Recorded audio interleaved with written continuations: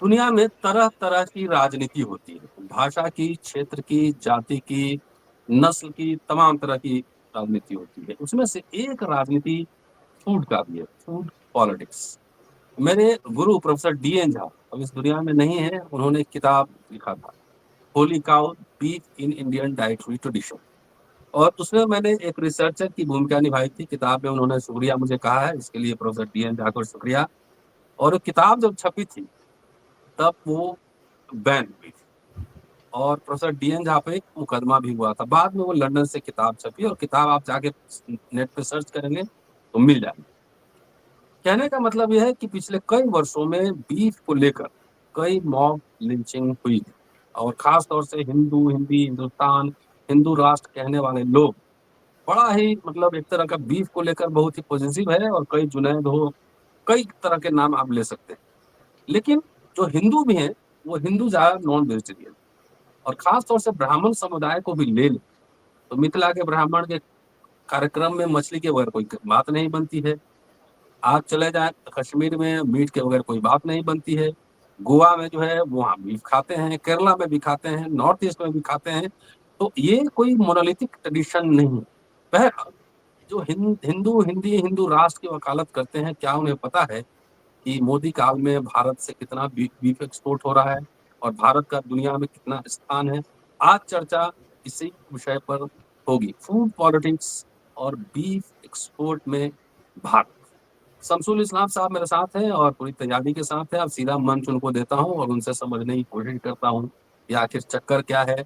आप तो बीफ के नाम पे यहाँ मॉब लिंचिंग करते हैं और वही बीफ का एक्सपोर्ट करने वाले टॉप 10 में अगर जाएँगे, तो मुझे लगता है कि कम से कम 8 या 9 हिंदू तो ज़रूर ही होंगे। सर स्वागत है। जी, बहुत धन्यवाद। जय भीम, इनकलाब जिंदाबाद।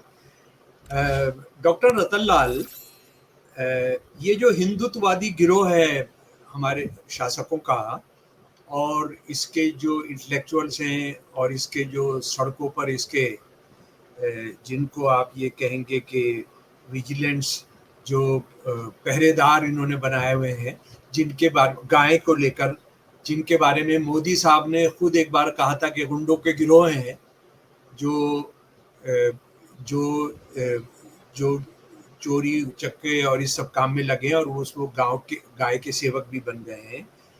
इन लोगों ने एक एक बहुत झूठ भारत के बारे में फैलाया, हिंदू धर्म के बारे में फैलाया कि हिंदू धर्म जो है वो वेजिटेरियन होता है। हुँ, जी, अच्छा, हम पहले कुछ विज्ञान की बातें कर लें कि जी। वेजिटेरियनिज्म से मतलब क्या होता है। वेजिटेरियन का मतलब ये होता है कि आप दाल खाएं, आप फल सब्जी खाएं, आप दूध दही खाएं, तो वो वेजिटेरियन होता है। और जो मांस होता है वो किसी भी चीज़ का, चाहे मछली हो, चाहे चिकन हो, चाहे चाहे बकरा हो, चाहे शीप हो, चाहे सुअर हो। हालांकि सुअर के बारे में वो इतना विरोध नहीं करते हैं, या भैंस हो या गाय हो, तो वो वो जो है वो मांसाहार होता है, मांसाहार होता है। और ये हमारा देश जो है, भारत जो है, वो जो दुनिया की सबसे बेहतरीन सभ्यता है, उसमें मांसाहार हो ही नहीं सकता है। मांसाहार और भारत, हिंदुस्तान, दो एक दूसरे के विपरीत दो दो चीजें हैं। अच्छा, अब जरा सा हम समझ लें विज्ञान के हिसाब से कि जिन चीजों को ये वेजिटेरियन मानते हैं उनकी स्थिति क्या है। ये सारे लोग दही खाते हैं, हुँ, दही खाते हैं ना जनाब। दही का जो जो साइंटिफिक फॉर्मूला है, मैं आपको ये बताना चाहता हूं। दूध से दही बनाने का काम एक बैक्टीरिया बैक्टीरिया जिसको हुँ, संस्कृत में और हिंदी में जीवाणु कहते हैं, और जीवाणु का शाब्दिक मीनिंग होता है बहुत बारीक या छोटा जीवन। ये दो तरह के दो तरह के बैक्टीरिया होते हैं, क्योंकि अभी उन्होंने संस्कृत में इसका नाम नहीं बताया, इसलिए मैं जो लैटिन शब्द है वो आपको बता रहा हूं। लैक्टोबैसिल्स एक बैक्टीरिया होता है, दूसरा बैक्टीरिया होता है स्ट्रेप्टोकोकस थर्मोफिलस। ये जब दूध के अंदर ये डलते हैं, जब ये पहुंचते हैं, तो ये दही बन जाती है। और एक चम्मच दही के अंदर करोड़ों ये जीवाणु होते हैं, ये बैक्टीरिया होते हैं जी। तो इसको आप समझ लें, यानी अगर आपने सचमुच में खुले दिमाग से अगर वेजिटेरियन नॉन वेजिटेरियनिज्म पर बहस करनी है और आप ये कह रहे हैं कि वेजिटेरियन हमने प्योर होना है, तो आपने दही खाना बंद करना पड़ेगा। और कुछ लोगों का तो ये कहना है कि दूध पीना भी बंद करना पड़ेगा। उसके बाद एक और चीज जो भी नहीं जी सिल्वर फॉयल बोलते हैं ना, जी बरक जी जी बरक। हाँ जी हाँ, वो सारा। अच्छा, उसके साथ एक और चीज आप देखेंगे जो अभी नई रिसर्चेज आ रही हैं, आजकल बहुत कॉमन हो गया है ये माउथ वॉश के आपके मुंह में बदबू आती है, ये बताया जाता है कि आपके दांतों को कीड़ा नहीं लगेगा तो आप माउथ वॉश लीजिए, बहुत बहुत पॉपुलर है। आप सुनने वाले साथियों को मैं बताना चाहता हूं कि माउथ वॉश के बारे में बहुत भयानक बहुत बहुत खतरनाक वार्निंग्स आ रही हैं कि ये माउथ वॉश जो है आपकी अतड़ियों को, आपके हाजमे को, आपके सूंघने की क्षमता को ये माउथ वॉश खत्म कर रहे हैं, क्योंकि हमारे मुंह के अंदर दो तरह के जीवाणु हैं, दो तरह के बैक्टीरिया हैं, अच्छे बैक्टीरिया और खराब बैक्टीरिया हैं। खराब बैक्टीरिया जो हमारे मुंह में बदबू पैदा करते हैं, दांत के अंदर खराब करते हैं, लेकिन बहुत ज्यादा बड़ी तादाद में अच्छे बैक्टीरिया हैं और वो अच्छे बैक्टीरिया को भी मार देते हैं। उसका नतीजा ये हो रहा है कि ये रिसर्चेज हैं जो प्रूवन हो चुकी हैं, जो साबित हो चुकी हैं कि जो तमाम दुनिया के अंदर बहुत ज्यादा हाजमे की प्रॉब्लम, सूंघने की जो दिक्कतें पैदा हो रही हैं, वो ये है कि आप ये माउथ वॉश इस्तेमाल कर रहे हैं, क्योंकि उन्होंने अच्छे बैक्टीरिया को मार दिया है। वो अच्छे बैक्टीरिया जो आपके हाजमे को मदद करते थे, जो सूंघने को मदद करते थे, जो खाने का टेस्ट, जबान आपको खाने का टेस्ट देती थी, वो आपने सारा वो माउथ वॉश करके उसको सारा खत्म कर दिया। तो ये आप जीवाणु से, इंसान जीवाणु के बिना जी सकता है। वो जो एक सांस लेता है, उस बहस में तो मैं जा ही नहीं रहा हूं कि कितने करोड़ जीवाणु आपके मुंह में जाते हैं, और जब आप छींक करते हैं तो वो कितने करोड़ जीवाणु आपके शरीर से निकल कर बाहर आते हैं। अच्छा, अब जरा सा अभी मीट को छोड़िए, अभी तो सबसे बड़ी बात पर आ जाते हैं हम, गाय पर। गाय के बारे में क्या क्या जुल्म किए गए हैं गाय को लेकर, और ये इसके बारे में कितना झूठ फैला था, कितना आप कहेंगे कि जहर उगला था। गुलवलकर ने ये कहा कि हमारी यहाँ गाय तो पवित्र थी हमेशा से, लेकिन जो मुसलमान और ईसाई जो आए, उन्होंने हिंदू धर्म को अपमानित करने के लिए गाय की हत्या शुरू कराई। और आप ये देखेंगे उसके बाद से मुसलमान और बहुजनों पर जो मुर्दा गायों का और इनको ले जाके उनको एक किनारे करते थे, वो तमाम गंद जो फैलता था उसको हटाते थे, उन पर हमले शुरू हुए।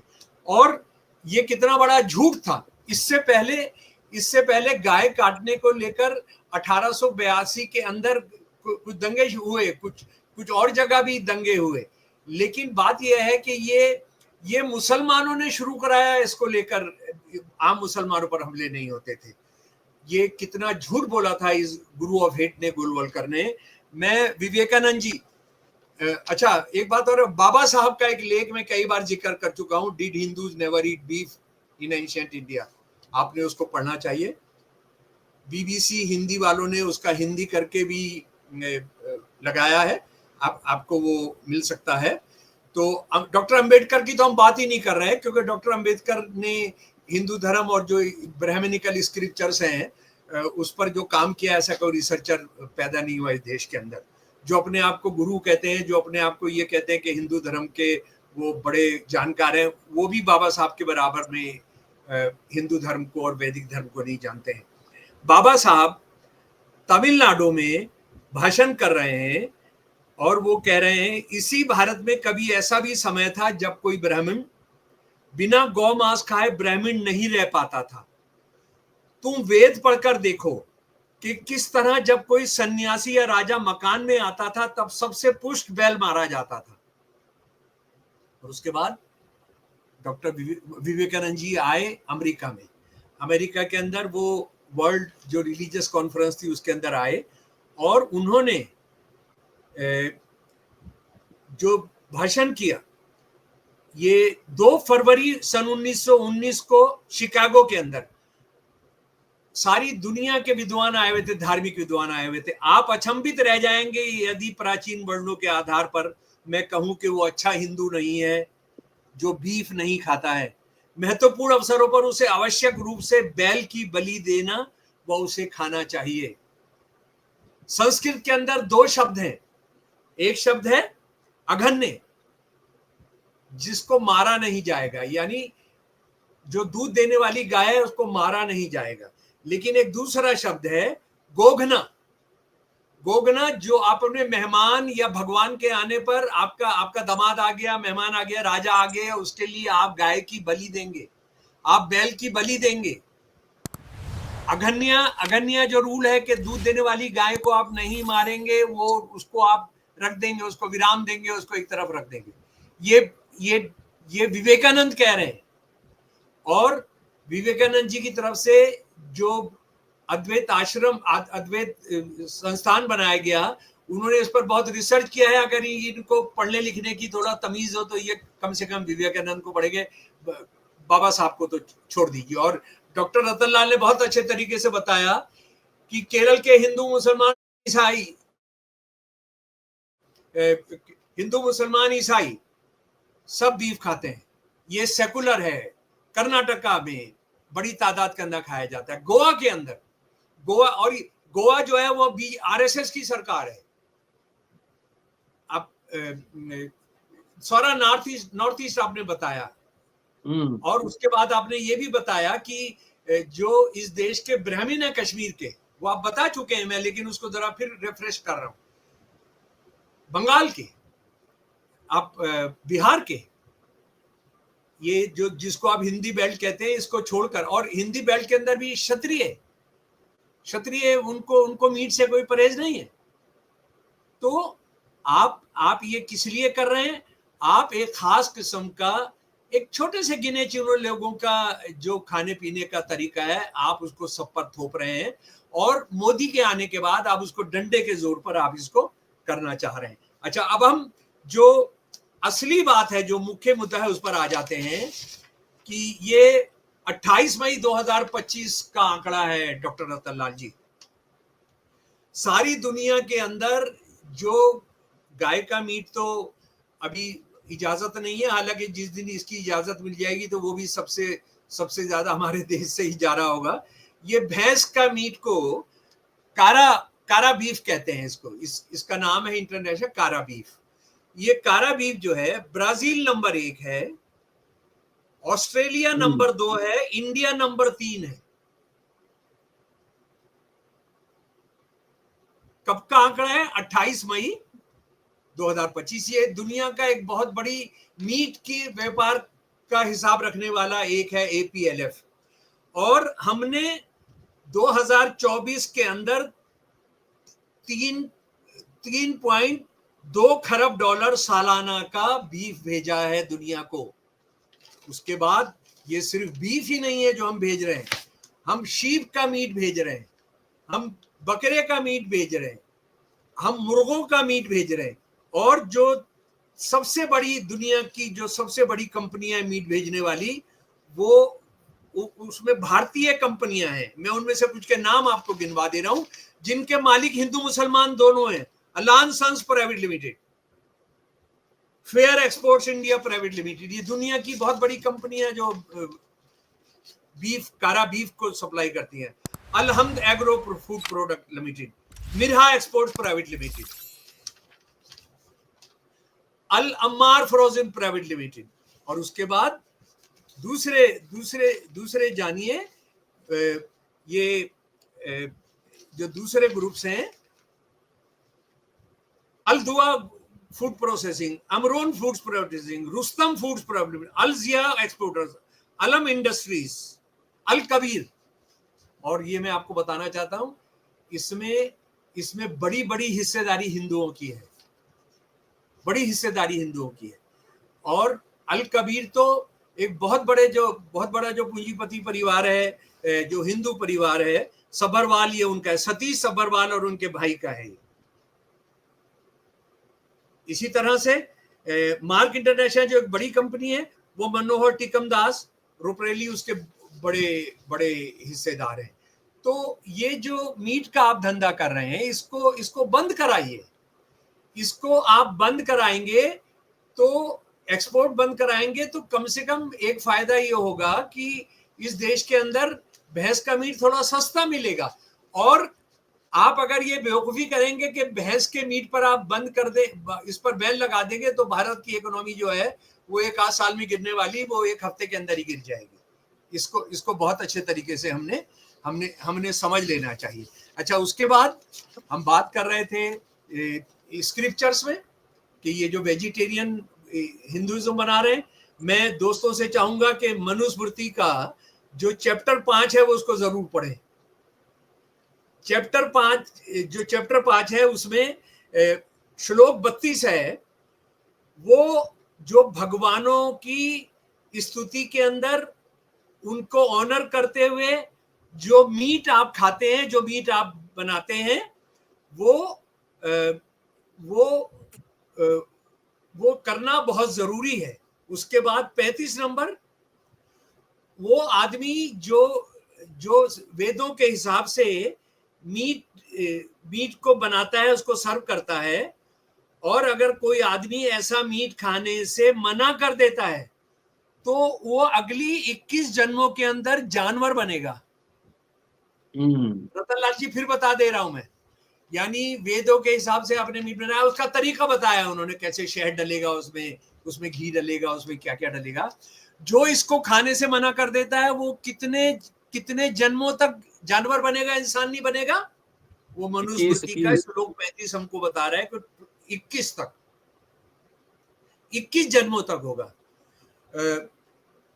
एक ब्राह्मण मीट उसको खाना चाहिए जिसको बाकायदा कंसेक्रेट किया गया, यानी वेदों के हिसाब से जिसको तैयार किया गया है। और 42 नंबर, एक ऊंची जाति का आदमी जो वेदों के सही मीनिंग जानता है, वो एक जानवर को मारता है तो वो जानवर और खुद को स्वर्ग में पहुंचा देता है। एक ब्राह्मण जो मीट खाने के लिए जानवर मारता है, वो खुद और वो जानवर दोनों कहां पहुंच जाते हैं? वो सबसे ऊंचे स्थान पर पहुंच जाते हैं। तो भैया ये इस सबको आपने क्यों छोड़ दिया?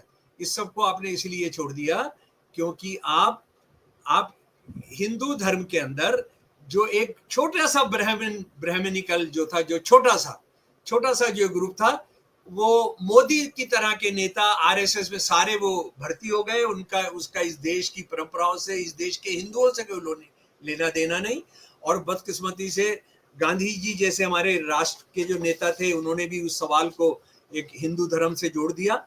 और कैसे गांधी जी इतने पढ़े लिखे होकर इस सब की बात वो करते थे, मुझे हमेशा ताज्जुब रहा। तो ये जो सवाल है कि हिंदुइज्म वेजिटेरियनिज्म है, हिंदुइज्म शाकाहार है, और शाकाहार जो है वो जो चीज आप शाकाहार कह रहे हैं वो सचमुच में शाकाहारी है। इस पर हमने बहुत गंभीरता से हमने सोचना चाहिए। हमने बाबा साहब को पढ़ने के लिए, हमको कोई परहेज होता हो, इतराज होता हो, तो आपने वेदों को पढ़ना चाहिए, आपने विवेकानंद जी को पढ़ना चाहिए, जो अगर आप चाहें तो मैं बता सकता हूं विवेकानंद जी को आपने आपके किस वॉल्यूम के अंदर आपको मिल सकता है। विवेकानंद जी को आप पढ़िए जी। विवेकानंद जी का जो अंग्रेजी का वॉल्यूम 3 है उसको पढ़िए। उसके बाद खंड पंचम 5वां खंड पढ़िए, ये ऑनलाइन आपको मिल जाएंगे, इसको देख लीजिए। और अगर आप कमेंट्स में लिखेंगे तो आपको एग्जैक्ट वो जो उन्होंने कहा है उसको सीधा हम जो है उसका कोटेशन आपको शेयर कर देंगे। तो ये जो झूठ बोले जा रहे हैं, और उस झूठ का नतीजा ये हो रहा है कि मोदी मतलब जो लगातार झूठ बोल रहे हैं, अभी ट्रंप के साथ मिले और इन्होंने कहा कि ट्रंप को मैंने कह दिया है कि आप जो है, हमने कोई आपके कहने पे बंद नहीं किया, जंग बंद नहीं की। और ट्रंप ने 3 घंटे के बाद अमेरिका पहुंचकर कहा कि हमने बंद कराई है। तो इनको ये इतना झूठ बोलते हैं, इतना, इसको सफेद झूठ कहना भी शायद गड़बड़ होगा। तो लेकिन बात यह है कि इनके इस जिसको आप क्या कहेंगे कि जो इनकी जहालत है, जो चीजों को नहीं जानना, हिंदू धर्म को भी नहीं जानना, उसने इस देश के अंदर इतने सिविल वॉर की स्थिति पैदा कर दी है। आप पिछले 85 केस देखिए कि जिसमें कोई बकरा ले जा रहा है उसको पकड़ के मार दे रहे हैं। ये लोग भैंस का कारोबार करने वालों को मार दे रहे हैं, गाय तो छोड़ दीजिए, गाय तो वो लेकर ही नहीं जा रहे। इन्होंने हिंदुओं को मारा है, बहुजनों के अलावा फरीदाबाद के अंदर एक बच्चे को मारा है ये करके कि ये गाय को इसे कोई मिश्रा था। जी, मिश्रा था वो। तो ये अच्छा, एक सामने आया उज्जैन का या कहाँ का कि उनसे 5 लाख रुपए मांग रहे थे। ये तो मोदी कह चुके हैं कि गुंडे और सोशल जो क्रिमिनल्स हैं वो इस धंधे में लग गए हैं। पंजाब से किसानों ने शिकायत की थी, सिख किसानों ने शिकायत की थी कि हम जो अपने जानवर लेकर जा रहे हैं उस पे ये पुलिस के साथ मिलकर इन्होंने वहां चौकियां बनाई हुई हैं और पैसा वसूलते हैं। पैसा दीजिए और ले जाइए, जो आपको लेकर जाना है वो ले जाइए। एलन मस्क के पिताजी आए थे, अभी राम मंदिर गए थे अभी। हाँ, वीआईपी गए थे, उससे मंदिर अपवित्र नहीं हुआ। अरे भाई साहब, मेरे प्यारे साथी, उनको बीफ से क्या लेने देना है? वो तो जो बंदा अपनी बच्चियों के साथ मैथ्यून करता है, जो बच्चियों के साथ जो सेक्स करता है, उसको उन्होंने वीआईपी बनाया वहां पर। इनको क्या लेना देना नैतिकता वैतिकता से? कोई लेना देना नहीं है। इनको सिर्फ डंडे के जोर से लोगों को अपने कंट्रोल में रखना है, और हिंदू इनके कब्जे में नहीं आ रहे हैं। इसलिए उन्होंने एक ऐसा माहौल बना के कि देखो तुम खतरे में हो, गाय खतरे में है तो तुम खतरे में हो। ये गाय खतरे में नहीं है, ये हिंदुत्व खतरे में है। चलिए सर, बहुत बहुत शुक्रिया। और दोस्तों, ये था हमारा स्पेशल एपिसोड फूड पॉलिटिक्स पर। पूरा वीडियो देखिए, शेयर और सब्सक्राइब करते रहिए। शुक्रिया, देखते रहिए अम्बेडकर। शुक्रिया सर, थैंक यू।